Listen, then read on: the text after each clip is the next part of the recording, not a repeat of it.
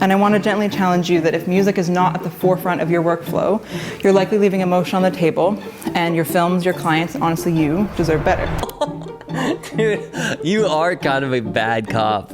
Your films, clients, and you deserve better. Damn. Talk to him, Beka. All right, this is a live reaction watching Beka's presentation at Northbound Videography Conference up in BC, Canada. It's pretty sick. I mean, Beka is the first Multiply Sound rep. We got to know each other last year and have kind of just been Instagram buddies for a while. Man, I've just loved her approach using tonal sound effects, and she's a genius. She really goes above and beyond just using tonal sound effects to enhance her musical score in her films. So I feel like I have a lot to learn from her too. And we talked, and I couldn't be there for Northbound, but she was attending. And so this whole idea of her being a rep kind of just came to me, and we talked about it. I want to see if Shia will let me even just give a 5-10 minute sponsor talk at Northbound, because I want to be I'll just show quick 2 or 3 examples of being this is what the song was, this is how I changed it, this is what the song was, this is how I changed it. Don't you want to have that control over your videos too? What the heck, why do we not care about this? Okay, can I sponsor you and not the conference? Yeah, you can. You can. I'll tell them. Because I trust you way more than I do anyone else. Sure. To describe this pack. Dude, that is sick. Wow. Okay, yeah, you need to convince this person to have a presentation, because I think a lot of people can learn a lot from you. People aren't doing this. I honestly felt like I was the only one doing this sort of thing for wedding films, and it's refreshing to see someone do things similar, but also do things that I wouldn't even think of too. She prepared a 15-minute presentation, and so I'm about to watch it for the first time. Let's go. I'm excited to welcome her up to the stage to tell us all about Multiply Sound. Let's go, Beka! Come on now. All right, let's do it. Okay. Pressure's on. Let's go, Beka. Steven Spielberg and John Williams, Christopher Nolan and Hans Zimmer. These aren't just great directors and composers, but they're collaborators who help shape the emotional architecture of their films through music. Talk to them. They didn't wait for the edit to be locked. They didn't treat music like it was secondary to the visuals. They built feeling into the foundation from the start. And while we might not be working on theatrical releases quite like these, the stories that we are telling carry weight, and they're meant to move people often in just a matter of minutes. Yup. When music is an afterthought, the emotion often is too. I'm Beka. I've been a wedding filmmaker for the last 10 years. Come on now. And somewhere along the way, I realized that music wasn't just part of the process that I enjoyed. It was actually part of the process that moved me the most. Yup. One of the first times I started to fully understand the power that... Also, great intro. That's so good. Relating the two worlds and how, Christopher Nolan and Hans Zimmer work together. It's so true. That's actually, they go back and forth, and now we just have this huge gap between us, the filmmaker, and then big gap to just licensed music. It's it's not originally how it's done. Really good. Music held. I was 14 years old and I was watching Sixth Sense with my family. There was a scary scene that was coming up, and instead of pausing the movie or turning off the TV, my dad turned the volume all the way down, and he started singing this little circus tune, the da da da da da da da da da da. And I can remember so clearly that immediately 90% of the fear disappeared. Huh. The visuals didn't change, the story didn't change, but the emotion did, because music is emotion. All I'm saying is the best filmmakers in the world know the power that music holds, and they use it to their advantage, and you should be too. Let's go. Let's go. Strong open. Dang, I'm hyped. Sorry. I need to tone it down. Today, I'm going to share with you how I use the Multiply Sound tonal sound effects to help shape the music in my wedding films, not just as a background noise, but as a storytelling tool. And I want to gently challenge you that if music is not at the forefront of your workflow, you're likely leaving emotion on the table, and your films, your clients, honestly you deserve better. Dude, you are kind of a bad cop. Your films, clients, and you deserve better. Damn. Talk to him, Beka. As videographers, I know that we understand that music is important, but have we ever really considered how much? Let's talk about the theme in Jaws, for instance. It's just 2 notes. That's all it is. But it creates this sense of anxiety in the viewer before anything even happens on the screen. Yup. Or that classic opening montage in Up. This wrecks us, not just because of what we're seeing, but because of the score. And the score is as iconic as it is because of the emotion that it holds and how it tells the viewer how they should be feeling. It's the score that's holding our hand through the joy and the loss and the love without a single line of dialogue.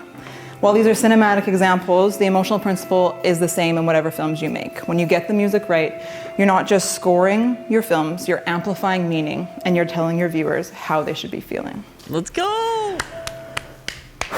That's Yes, I need to breathe. Holy. good. You're like running out of breath. That's amazing. I love it. Deep breaths, you got it. Okay, so let's talk about how multiply sound fits into all this. I know that we spend hours, sometimes days, looking for the perfect tracks for our videos, but sometimes even the perfect songs have the energy's too constant, or the vocals clash with the speech, or the ending just doesn't land. So this is where the multiply sound, tonal sound effects come in. They're not just transition tools, but they're keys to adapting the music in your film. Multiply sound lets us treat music like living material. We can bend it and stretch it and simplify it or build it up. Yup. We can actually design music around emotion instead of trying to force emotion into a preset track. Dude, Beka, you are killing it right now. It's a subtle shift. Once you feel the freedom of it, there's no going back. So before I go into a couple examples, I want to talk about what tonal sound effects even are, because if you're new to them, they might feel a little bit abstract. The way I like to describe them is if sound effects and music had a baby, it would be a tonal sound effect, and that baby would cry in the key of C. They're not just full songs, but they're not just whooshes or hits either. They're this in-between I know what space. you're talking about. They're musical textures, pads, drones, hums, and swells. They hold a tone, but they don't fight for attention quite like a melody does. They also work as That's good. glue. They're great for bridging 2 songs together. If you are trying to transition from one song to another, the right tonal sound effect will help that transition be incredibly smooth. People might not even notice that you've changed songs. It's good.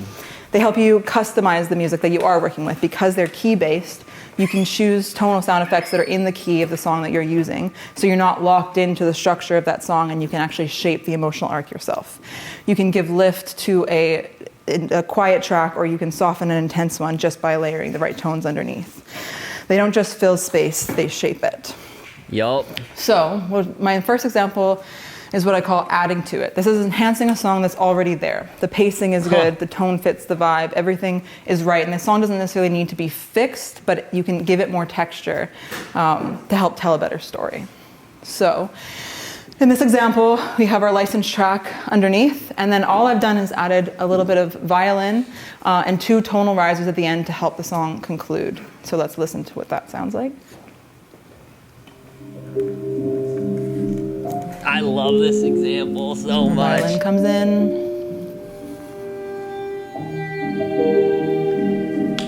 That's a killer example.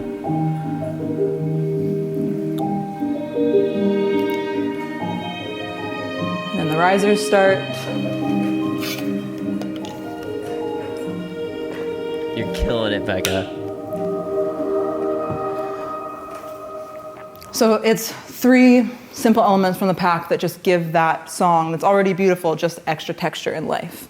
I want to show you a quick example with this song in particular of how you then can be blending, in my case, blending vowels into this, how the violin creates these pockets in the space for there to be a little bit more Pockets in space, tension. that's good. And it's like they're dancing with each other, the vowels and the song. So let's listen to that.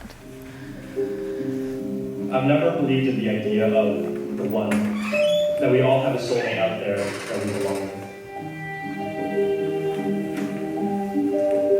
However, when I think on the past 8 years with you, that notion of mine feels challenged.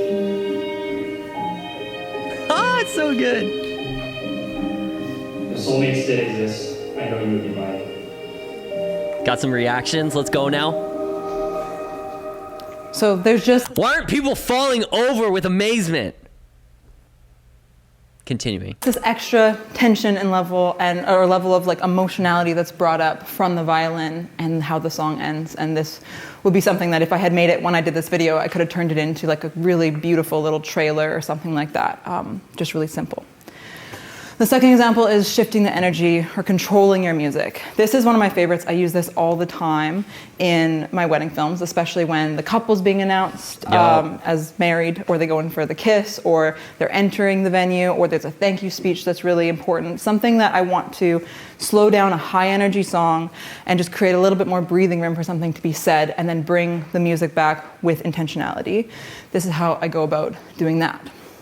So we have our licensed song at the bottom. I've cut it where I want to, and then I have 2 tom rolls that are going to end the song and bring it back. I have a pad. Also, the song is in the key of C. It's really important that you're matching the keys to the key the song's in.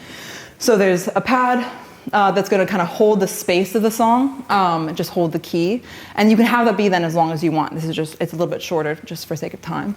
Evergreen and Wonder are both risers, and I have them just doing the same thing to end the song and to start it up again. And then there's another riser and just a little bit of a hit at the top to kind of blend it all together. So this guy's a little loud, so let's not make it be too loud.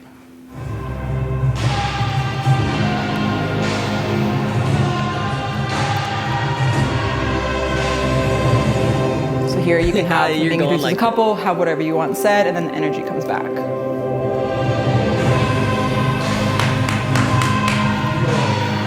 So this comes in so handy, and this is what I mean by how you have the power to control the energy of whatever music you're using. The last example is be the composer. Be the composer, you people.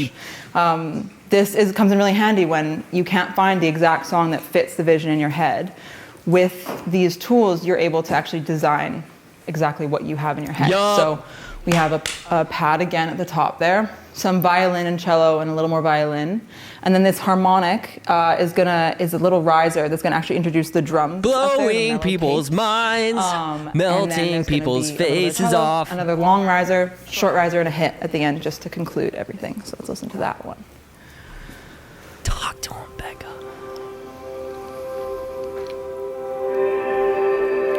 I love that one. So the violin comes in.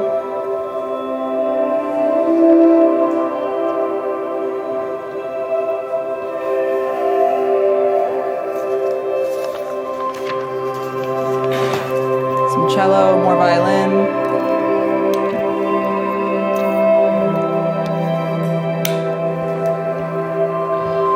And then the riser's going to start to introduce the drums. People don't even know what to do. They're just like in awe. And there's some more cello.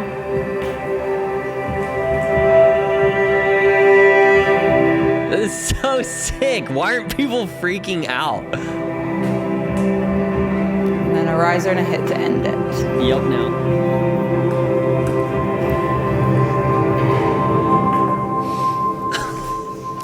So.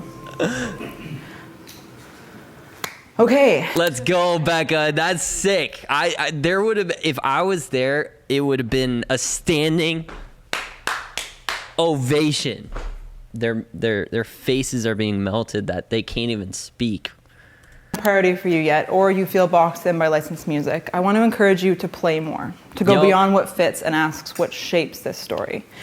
At the end of the day, neither Boomer or I care if you buy these packs or actually even go to the website. What we do care about is the next time you're choosing music for your films, that you don't just settle. You remember that music has the power to elevate, to haunt, to move, and to transform. You see music not just as a background noise, but as narrative, as character, and as emotion itself. Whether it's with our tools or with your own, I hope you feel more equipped and convicted to tell deeper stories through sound. If you are the kind of filmmaker who's ready to go there and to explore tonal sound effects and sculpt music in your films from scratch, then the sound packs were made with you in mind. Either way, thanks for being here, and thanks for caring about your craft.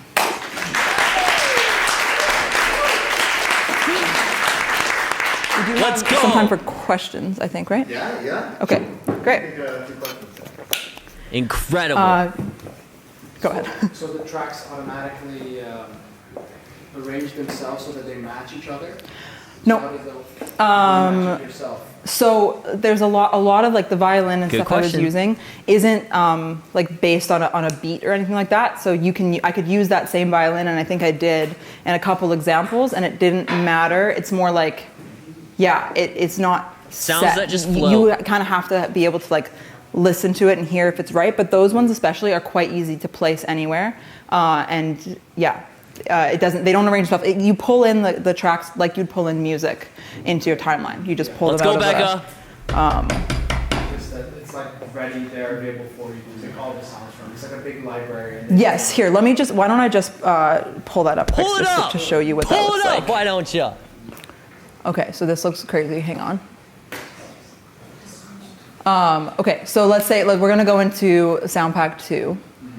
So Sound Pack 2 looks like this. So you have your pads and drones, I'm definitely noticing like you're going out of like presentation mode and into like just like supernatural like questions. Even like your tonality is changing. Like you're almost like more confident. I don't know. It's cool to watch like what you were talking about. I'm seeing what you're talking about.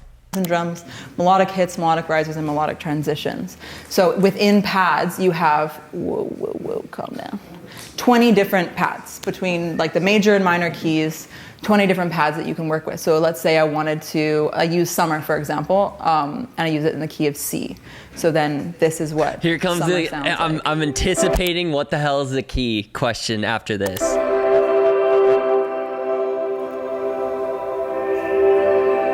And so like that alone in a film, like to introduce the film, I used pads for the first year of having the Tonal sound effects. I just used pads basically.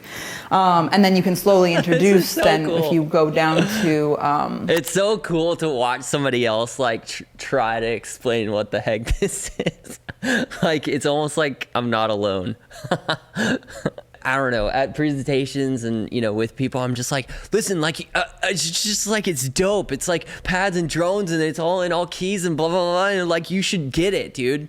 And people are like, what? And just smack the lip, whoop, drop down, snap, ah! Now, I'm not saying you're doing that. You're actually doing a really good job of explaining this, but I feel that I understand that feeling of being like, it's kind of like this, or let me pull it up, or, you know, like it's fun. It's just cool to watch. and you grab like a cello in the same key.